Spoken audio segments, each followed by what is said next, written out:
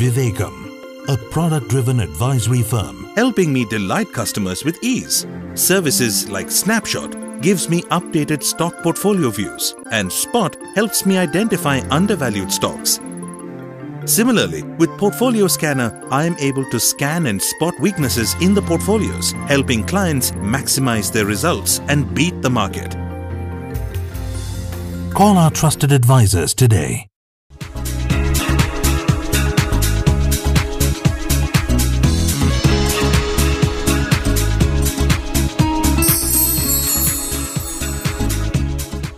తెలుగు వారికి ఆర్థిక విషయాల్లో తోడ్పాటు అందించాలనే ఉద్దేశంతో వివేకం సగర్వంగా చేపట్టిన లెర్న్ టు ఎర్న్ ప్రోగ్రామ్కి స్వాగతం. ఫారిన్ మార్కెట్లోనైనా ఇండియన్ స్టాక్ మార్కెట్లోనైనా సరే ధనవంతులైనా పేదవారైనా లేక మధ్యతరగతి వర్గమైనా సరే ఎవరైనా షేర్స్ కొనుక్కోవాలన్నా అమ్ముకోవాలన్నా ఎవరికైనా సరే ఒకే ఒక రేటు కనపడుతూ ఉంటుందని, ఆ రేటు ఆ సమయంలో ఉన్న బెస్ట్ ప్రైస్ అవుతుందని కూడా స్క్రీన్ బేస్డ్ ట్రేడింగ్ గురించి చర్చించినప్పుడు మనం తెలుసుకున్నాం. అయితే ఒక ట్రేడింగ్లో ఒకసారి మీరు కొనుక్కున్న తర్వాత రేట్లు మారుతూ ఉంటాయని కూడా తెలుసుకున్న మనం ఆ రేట్లు మార్పులకి కారణాలు ఏంటో కూడా తెలుసుకునేటువంటి ప్రయత్నం కొద్ది గొప్ప చేయాలి. స్టాక్ మార్కెట్లో జరిగేటువంటి నిర్ణయాలు ఎప్పుడూ కూడా వ్యక్తులే తీసుకుంటూ ఉంటారు. అంటే వారి యొక్క సంస్థని రిప్రజెంట్ చేస్తున్నా, లేక తమ సొంతగా చేస్తున్నా, లేక తమ కంపెనీ కోసం పనిచేస్తున్నా కానీ నిర్ణయాలు మాత్రం వ్యక్తిగతంగానే తీసుకుంటారు. అయితే టెక్నాలజీ బాగా అభివృద్ధి చెందినటువంటి ఈ దశలో జరుగుతున్నది ఏంటంటే ఎక్కువ మంది వ్యక్తులు కంప్యూటర్ల సహాయంతో ప్రోగ్రాములు తయారు చేసుకుని తమ ఆలోచనల్ని ఒక ప్రోగ్రామ్ రూపంలో వ్యక్తీకరిస్తూ ఆ ప్రోగ్రాం ద్వారా కూడా ఒక డెసిషన్ ఇంప్లిమెంట్ చేయడం జరుగుతూ ఉంటుంది. కానీ ప్రధానంగా మనం గమనించాల్సింది ఏంటంటే వ్యక్తిగత నిర్ణయాలపై ఆధారపడి మాత్రమే స్టాక్ యొక్క ప్రైసెస్లు ఎక్కువ శాతం పెరుగుతూ తగ్గుతూ ఉంటాయి. మరి ఇలాంటి పార్టిసిపెంట్స్ అంటే స్టాక్ మార్కెట్లో వ్యక్తిగత నిర్ణయాలు ఉన్నప్పటికీ కూడా వారి వెనకాల ఉండేటువంటి పార్టిసిపెంట్స్ ఎవరైనా ఆలోచించినట్లయితే మ్యూచువల్ ఫండ్స్ ఉంటాయి, ఇన్స్టిట్యూషన్స్ ఉంటారు, ఫారిన్ ఇన్స్టిట్యూషనల్ ఇన్వెస్టర్స్ ఉంటారు, ఇండియన్ ఇన్స్టిట్యూషన్స్ ఉంటారు, అట్లాగే రీటైల్ ఇన్వెస్టర్స్ ఉంటారు. ఆ రీటైల్ ఇన్వెస్టర్స్లో కూడా హై నెట్వర్త్ ఇండివిజువల్స్ అంటే బాగా ధనవంతులు, మధ్యతరగతి వాళ్ళు, రీటైల్ ఇన్వెస్టర్స్ లేదా చిన్న తరహా ఇన్వెస్టర్లు, ఇలా రకరకాలైనటువంటి ఇన్వెస్టర్స్ అందరూ కూడా ఉంటూ ఉంటారు. ఇందులో మొట్టమొదటిగా మనం పరిగణించేటువంటి సంస్థ లేదా ఒక పార్టిసిపెంట్ గురించి చెప్పాలి అంటే ఎక్స్చేంజ్ ట్రేడెడ్ ఫండ్స్ గురించి చెప్పుకోవాలి. ఈ ఎక్స్చేంజ్ ట్రేడెడ్ ఫండ్స్ ఏం చేస్తాయంటే ఏ స్టాక్ ఎప్పుడు కొనుక్కోవాలి, ఎప్పుడు అమ్ముకోవాలి, ఎందుకు ఉంచుకోవాలి అనేటువంటి ఆలోచనలకి పెద్దగా శ్రమ లేకుండా, పెద్దగా పని పెట్టకుండా ఏం చేస్తారంటే స్టాక్ మార్కెట్ యొక్క మేనేజ్మెంట్పై భరోసా ఉంచి, అంటే స్టాక్ మార్కెట్ మేనేజ్మెంటు ఎప్పుడు కూడా ఇండెక్స్లను స్థాపిస్తుంది కాబట్టి ఆ స్టాక్ మార్కెట్ సంస్థలపై కొద్ది గొప్ప నమ్మకాన్ని ఉంచి వీళ్ళు ఏం చేస్తారంటే ఆ స్టాక్ మార్కెట్ ఇండెక్స్లో ఏమేమైతే షేర్స్ ఉంటాయో అదే షేర్స్ని వాళ్ళు ఏ రేషియోలో అయితే చెప్పబోతూ ఉంటారో అదే రేషియోలో కొంటూ ఉంటారు. ఇటువంటి ఎక్స్చేంజ్ ట్రేడెడ్ ఫండ్స్ ఏం చేస్తాయంటే ఇవి కూడా ఒక రకంగా మ్యూచువల్ ఫండ్సే. ప్రజల దగ్గర నుంచి ధనాన్ని సేకరించి లేదా డబ్బులంతటిని కూడా మూట కట్టుకుని వెంటనే ఈ ఇండెక్స్లో ఉన్న షేర్స్ని అదే పర్సంటేజ్లో కొంటూ పోతుంటారు. అంటే 100 కోట్లు పెట్టాలి అంటే 100 కోట్లలో ఆ కంపెనీ యొక్క వాటా ఎంత ఉంటుందో చూసి 100 కోట్లకి సరిపడా ఇండెక్స్లో ఉన్న షేర్స్ను కొంటారు. అంటే దీని ప్రకారం మనకు అర్థమయ్యేది ఏంటంటే ఈ ఎక్స్చేంజ్ ట్రేడెడ్ ఫండ్లో కనుక ప్రజల వద్ద నుండి కనుక డబ్బు ఎక్కువగా సమీకరించబడినట్లయితే, అంటే ఎక్కువగా డబ్బు ఎక్స్చేంజ్ ట్రేడెడ్ ఫండ్స్లోకి వస్తే వెంటనే మనం అర్థం చేసుకోవాల్సింది ఏంటంటే ఖచ్చితంగా ఆ ఇండెక్స్లో ఉన్నటువంటి షేర్లకి గిరాకీ లభిస్తుంది. ఎందుకంటే ఈ మ్యూచువల్ ఫండ్స్ అన్నీ కూడా ఖచ్చితంగా తమకు వచ్చిన డబ్బుని కేవలం అందులోనే ఇన్వెస్ట్ చేయాలి కాబట్టి వాటికి డిమాండ్ పెరుగుతుంది లేదా కొనుగోలు ఆర్డర్లు పెరుగుతాయని గమనించాలి. ఒకవేళ అదే సమయంలో లేదా అటువంటి సందర్భాల్లోనే భిన్నంగా ఎప్పుడైనా కనుక ఆ ఎక్స్చేంజ్ ట్రేడెడ్ ఫండ్లో నుంచి పెద్ద ఎత్తున కనుక డబ్బును విత్డ్రా చేశారనుకోండి ఇన్వెస్టర్స్, అప్పుడు ఏమని అర్థం చేసుకోవచ్చు మనం, వెంటనే ఎక్స్చేంజ్లో ఉన్నటువంటి ఇండెక్స్లో ఉన్న షేర్లలో కొద్ది గొప్ప సేల్ ఆర్డర్స్ వస్తాయి. అది కూడా 1-2 షేర్స్లో రావు. ఆ మొత్తం 50 షేర్లో కూడా బల్క్గా ఒకేసారి సెల్లింగ్ ఆర్డర్ వస్తుంది. అంటే విత్డ్రాయల్ కనుక జరిగినట్లయితే ఆటోమేటిక్గా షేర్ల ధరలు కొద్దిగా తగ్గడానికి అవకాశం ఉంటుంది అని తెలుసుకోవాలి. అయితే ఎప్పుడూ కూడా ఈ మార్పులు అంటే ఎక్స్ట్రా వచ్చినటువంటి మనీ కొద్దిగా ఉన్నా లేదా విత్డ్రా చేసిన మనీ కొద్దిగా ఉన్నా కూడా ఆ మార్పులు పెద్దగా ఇండెక్స్పై ప్రభావితం చేయవేమో, కానీ సైజబుల్గా ఎక్కువ క్వాంటిటీ ఉంటే మాత్రం ఖచ్చితంగా ఇండెక్స్లో కదలికలు ఈ డిమాండ్ సప్లైని బట్టి ఆధారపడి మారుతూ ఉంటాయని గమనించాలి. అలాగే ఎలా అయితే మార్కెట్లో నుంచి లేదా ఇండెక్స్ నుంచి తీసివేసే షేర్ని అమ్మేస్తారో, ఏ కంపెనీని అయితే కలుపుతున్నారో చూసి ఆ కంపెనీలో షేర్స్ విపరీతంగా కొనడం కూడా జరుగుతుంది. అంటే ఆ కంపెనీలో ధర ఏమో పెరుగుతుంది, కాబట్టి మనం గమనించాల్సింది ఏంటంటే ఎక్స్చేంజ్ ట్రేడెడ్ ఫండ్స్ అనగానే ఎన్ని ఉన్నాయి, వాటిలో పోగిన మొత్తం ఎంత, అందులోంచి వస్తున్నటువంటి యావరేజ్ రిడమ్షన్స్ ఎంత, యావరేజ్ ఫ్రెష్గా వచ్చే సబ్స్క్రిప్షన్ ఎంత చూడాలి. అలాగే దానితో పాటు అదనంగా చూడవలసింది ఏంటంటే ఇండెక్స్లో చేంజెస్ ఏదొస్తే నాకేమిటి అని మీరు నిరభ్యంతరంగా ధైర్యంగా ఉండడానికి అవకాశం లేకుండా ఎప్పుడైనా ఇండెక్స్లో కనుక చేంజెస్ జరుగుతున్నట్లయితే ఆ కంపెనీల్లో అంటే బయటికి వెళుతున్న కంపెనీలు వస్తున్న కంపెనీల్లో ప్రైస్ కదలికల్ని వాటి యొక్క ఆపరేషన్స్ మూలంగా జరుగుతున్నాయా లేక ఎక్స్చేంజ్ ట్రేడెడ్ ఫండ్స్ యొక్క ఇన్వెస్ట్మెంట్ కానివ్వండి డిస్ఇన్వెస్ట్మెంట్ మూలంగా జరుగుతుందో కూడా తెలుసుకున్నట్లయితే కొద్దో గొప్ప భయానికి లోనవ్వకుండా ధైర్యంగా ఉండడానికి అవకాశం దొరుకుతుంది. స్టాక్ మార్కెట్లో ఉండేటువంటి తదుపరి ఇంపార్టెంట్ పార్టిసిపెంట్ ఎవరా అని చూస్తే పోర్ట్ఫోలియో మేనేజర్స్ అని చెప్పాలి.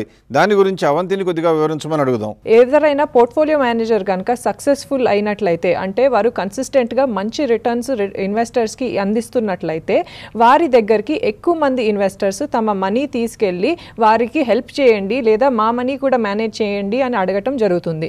ఇలా జరిగినట్లయితే పోర్ట్ఫోలియో మేనేజర్స్ దగ్గర ఉండే అసెట్స్ అండర్ మేనేజ్మెంట్ లేదా వాళ్ళ ఆధీనంలో ఉండే ఇన్వెస్ట్మెంట్స్ వాల్యూ అనేది పెరుగుతుంది. ఇలా పెరిగినప్పుడు వారి ఒపీనియన్ అంటే స్టాక్స్ పైన ఒపీనియన్స్ మీద వాల్యూ అనేది పెరుగుతుందన్నమాట. వారు ఏదైనా స్టాక్ కొనదలుచుకున్నట్లయితే ఆ స్టాక్ వాల్యూ పెరగటం అండ్ అమ్ముతున్నట్లయితే ఆ స్టాక్ వాల్యూ తగ్గటం జరుగుతూ ఉంటుంది. ఈ పోర్ట్ఫోలియో మేనేజర్స్ ఏదైనా స్టాక్ కొంటున్నారని మార్కెట్లో తెలిసినట్లయితే స్టాక్ బ్రోకర్స్ కానివ్వండి, ట్రేడర్స్ కానివ్వండి లేదా స్పెక్యులేటర్స్ కానివ్వండి ఇలాంటి స్టాక్స్ని వెంటనే కొనటం మొదలు పెడతారు. ఇలా పోర్ట్ఫోలియో మేనేజర్స్ కొనటమే కాకుండా వేరే వాళ్ళు కూడా కొంటారు కాబట్టి ఈ స్టాక్ యొక్క ప్రైసెస్ టెంపరీగా పెరుగుతాయి అన్నమాట మార్కెట్లో. కాకపోతే పోర్ట్ఫోలియో మేనేజర్స్ ఎక్కువ వరకు వారి ఇన్వెస్ట్మెంట్స్ లాంగ్ టైం ఫ్రేమ్ కోసం చేస్తారు కాబట్టి ఇలాంటి షార్ట్ టర్మ్లో వచ్చే ప్రైస్ డిఫరెన్సెస్ గురించి అంతగా పట్టించుకోరు. అదేవిధంగా ఇందాక చెప్పినట్లుగా వారు అమ్మేటప్పుడు స్టాక్ ప్రైసెస్ అనేది తగ్గే అవకాశం కూడా ఉంటుందన్నమాట.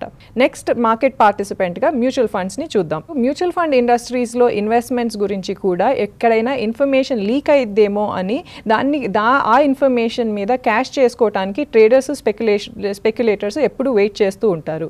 కాకపోతే మ్యూచువల్ ఫండ్స్ మనకి తెలిసినట్లుగా మనం డిస్కస్ చేసినట్లుగా వారి డీలింగ్స్లో చాలా సీక్రసీ మెయింటైన్ చేస్తూ ఉంటారు. ఇలా సీక్రసీ కనుక వారు మెయింటైన్ చేయలేకపోతే వారి క్లయింట్స్ లేదా ఇన్వెస్టర్స్కి వారు ప్రాఫిట్స్ అనేది సంపాదించడం చాలా కష్టం అవుతుంది. మ్యూచువల్ ఫండ్స్ తర్వాత మార్కెట్పై కొద్ది గొప్ప ప్రభావం చూపగలిగినటువంటి కేటగిరీగా డొమెస్టిక్ ఇన్స్టిట్యూషనల్ ఇన్వెస్టర్స్ని లేదా డొమెస్టిక్ ఫైనాన్షియల్ ఇన్స్టిట్యూషన్స్ కానివ్వండి లేదా ఫారిన్ ఇన్స్టిట్యూషనల్ ఇన్వెస్టర్స్ గురించి కానీ కూడా చెప్పుకోవడం జరుగుతూ ఉంటుంది. ఈ డొమెస్టిక్ ఇన్స్టిట్యూషనల్ ఇన్వెస్టర్స్ అంటే ఎవరు అంటే ఎల్ఐసి కానివ్వండి, జనరల్ ఇన్సూరెన్స్ కార్పొరేషన్ కానివ్వండి లేక వేరేటువంటి ప్రభుత్వ రంగ సంస్థలు కానివ్వండి, వీరందరూ కూడా ఏం చేస్తారంటే వారి దగ్గర ఉన్నటువంటి నగదు నిల్వల్ని మార్కెట్లో మంచి అవకాశం కనుక అందుబాటులో ఉన్నదని తెలిస్తే వెంటనే తమ డబ్బుని ఈక్విటీ రూపంలోకి మారుస్తూ ఉంటారు. ఎప్పుడైతే మార్కెట్లో విపరీతమైన స్పీడ్ పెరిగిపోయి రేట్లు బాగా పెరిగిపోయినట్లు కనుక భావించినట్లయితే ఆ షేర్స్ని అమ్మివేసి లాభాన్ని తమ దగ్గరే ఉంచుకోవడానికి ప్రయత్నిస్తూ ఉంటారు.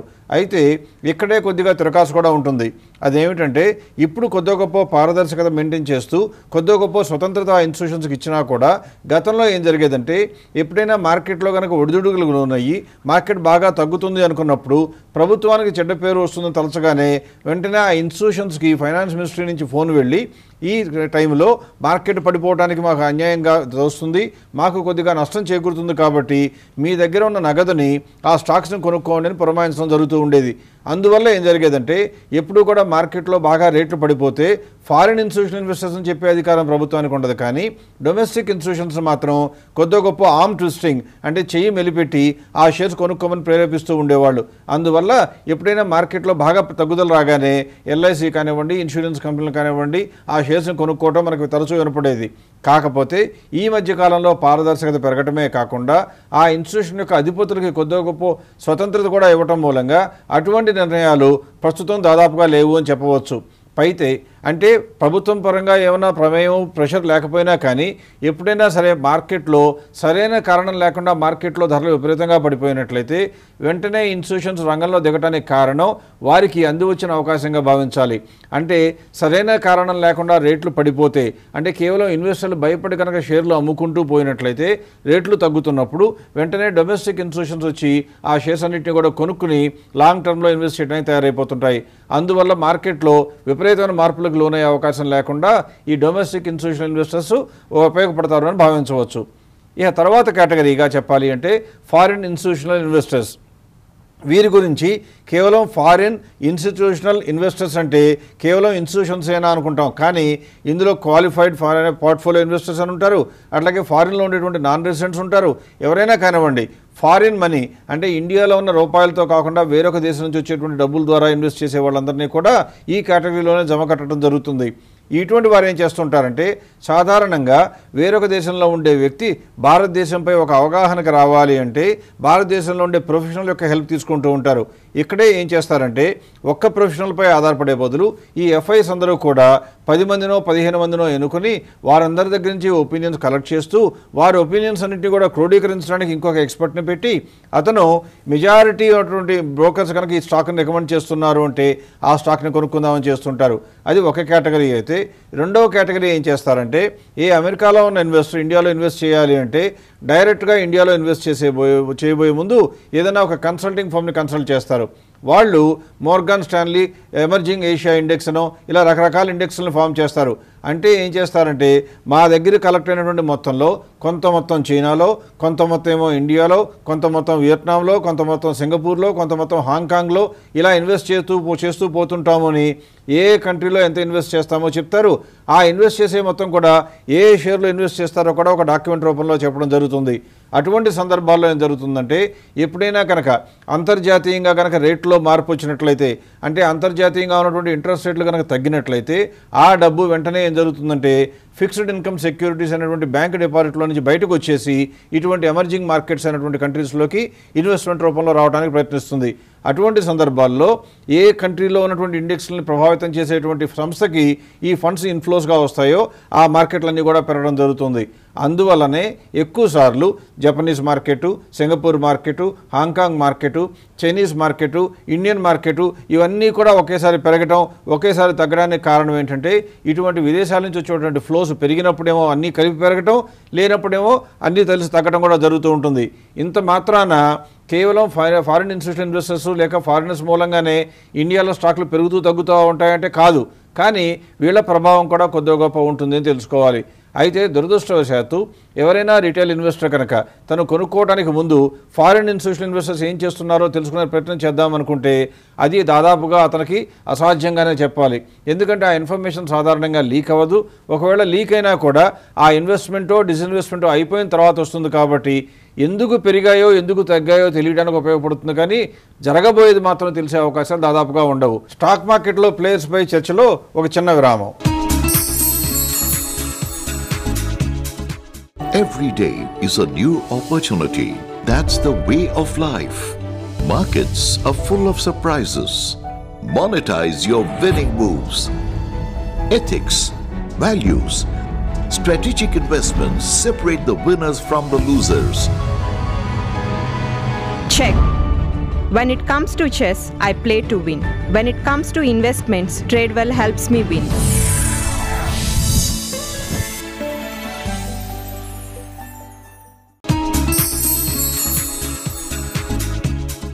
వివేకం సమర్పిస్తున్న లెర్న్ టు ఎర్న్ ప్రోగ్రామ్కి తిరిగి స్వాగతం. కాకినాడ నుంచి రామచంద్రరావు గారు రాస్తున్నారు. 2017 జూలైలో రిటైర్ అవుతున్న నాకు సొంత ఇల్లు ఉంది. ఇతర ఆస్తులపై వచ్చే ఆదాయం పోను నెలకు 25,000 రూపీస్ అవసరం అవుతుంది అని అనుకుంటున్నాను.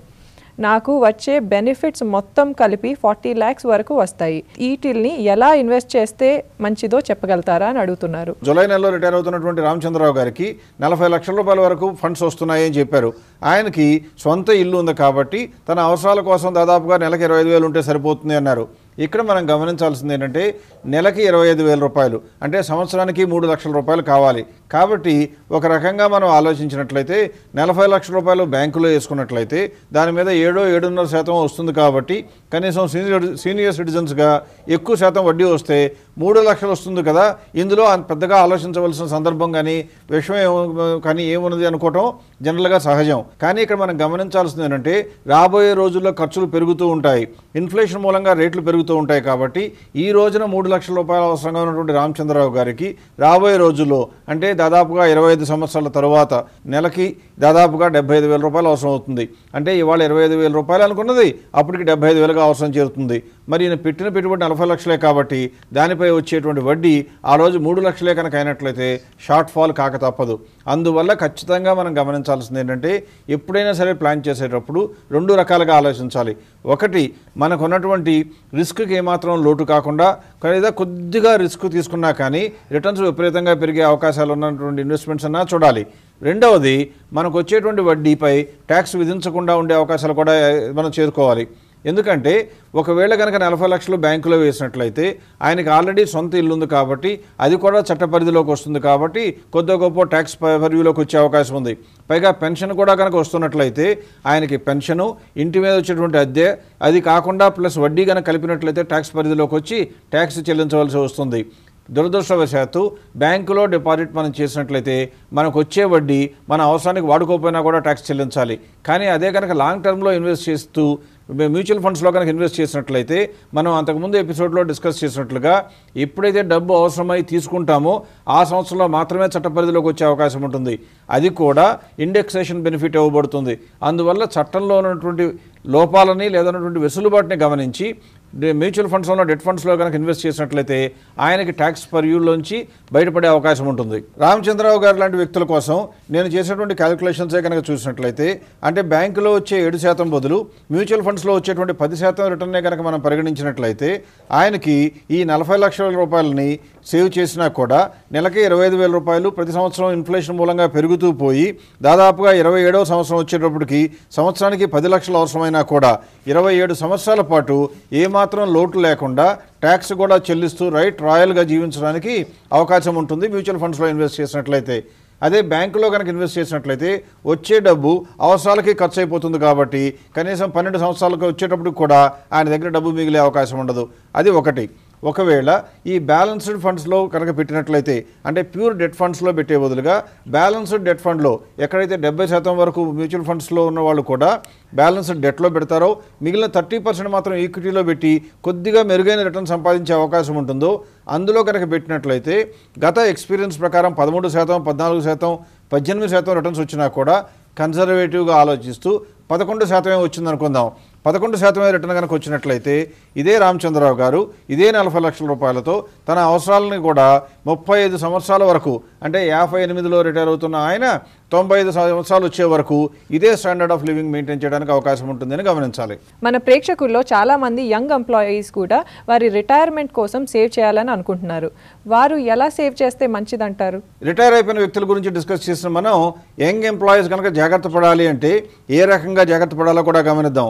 యంగ్ ఎంప్లాయీస్కి ఇంకా విపరీతమైన అడ్వాంటేజ్ ఏమిటంటే వాళ్ళు కనుక మ్యూచువల్ ఫండ్స్లో కనుక దృష్టి పెట్టి మ్యూచువల్ ఫండ్స్లో కానీ ఈక్విటీస్లో కానీ ఇన్వెస్ట్ చేసినట్లయితే 1 year కన్నా ఎక్కువ హోల్డ్ చేస్తే కంప్లీట్గా ట్యాక్స్ ఫ్రీ కాబట్టి వారికి వచ్చేటువంటి అడ్వాంటేజ్ చాలా ఎక్కువ. ఇక్కడ వీళ్ళందరి కోసం నేను ఒక చిన్న ఎక్సర్సైజ్ చేయడం జరిగింది. 2015లో మొదలుపెట్టి నెలకి 10,000 ఇన్వెస్ట్ చేసిన వాళ్ళనే కనుక తీసుకున్నట్లయితే వాళ్ళకి ఈ 2 సంవత్సరాల్లో అంటే 2016-17 సంవత్సరం కనుక చూసుకున్నట్లయితే 17 ఫిబ్రవరి వరకు చూసినప్పుడు 14.46% వచ్చింది. అదే కనుక వాళ్ళు ఇండెక్స్ను నమ్ముకున్నట్లయితే కేవలం 8.49% వచ్చేది. అంటే వివేకం యొక్క రీబ్యాలెన్సింగ్ ప్రక్రియ ద్వారా వారు అదనంగా 6% వరకు సంపాదించగలిగారు అని మనకు అర్థమవుతుంది. మరి 2006 నుంచి కనుక నెలకు 10,000 సేవ్ చేస్తున్న వ్యక్తి ఎవరైనా ఉన్నట్లయితే మ్యూచువల్ ఫండ్స్లో వివేకం యొక్క సలహాలు కోరుతూ కేవలం రీబ్యాలెన్సింగ్ ద్వారా కనుక అతను ఇన్వెస్ట్మెంట్ చేస్తూ పోయి ఉన్నట్లయితే ఇప్పటికీ ఆయనకి 13.28% వచ్చేది. అదే ఇండెక్స్లో కనుక పెట్టినట్లయితే కేవలం 9.26% వచ్చింది. అంటే మనం అర్థం చేసుకోవాల్సింది ఏంటంటే రీబ్యాలెన్సింగ్ ప్రక్రియ ద్వారా ఎప్పుడూ మెరుగైన ఫండ్స్ కొనుక్కుంటూ పోయినట్లయితే 13% ఇన్ని ప్రతికూలతల మధ్యన కూడా సంపాదించడం సాధ్యమైంది. మరి రాబోయే 4-5 సంవత్సరాల్లో ఇండియా యొక్క భవిష్యత్తు చాలా దేదీప్యమానంగా ఉండే అవకాశం ఉంది కాబట్టి ఈ 13% బదులుగా 15 లేదా 20% సంపాదించడం ఏమాత్రం కష్టం కాదు అని వివేకం ఖచ్చితంగా నమ్ముతూ ఉంది.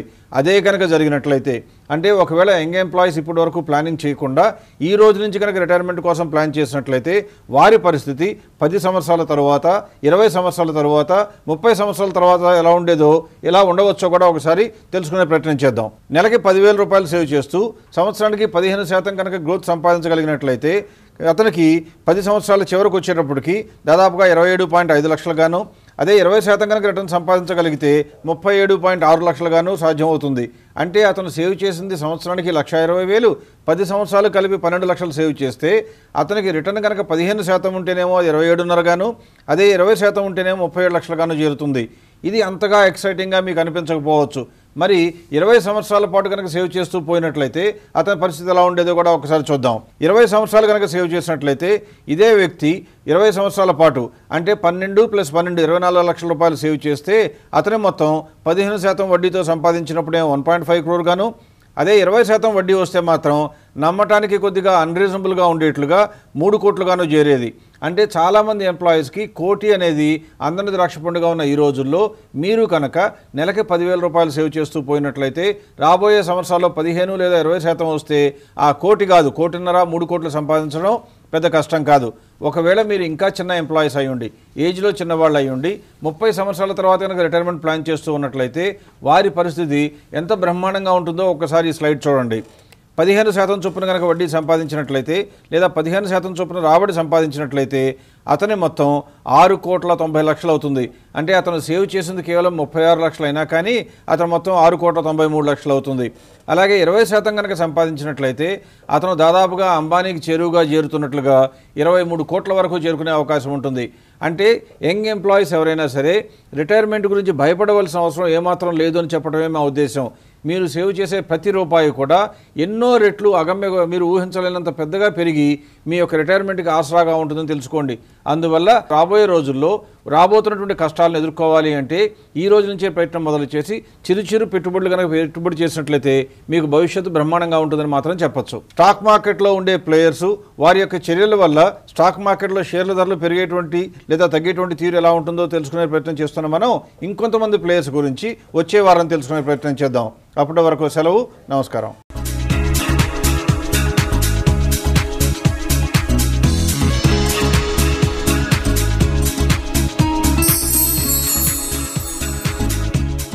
Vivekam, a product-driven advisory firm, provides services through features like Snapshot, Spot, Portfolio Scanner, helping clients maximize their results and beat the market. Call our trusted advisors today.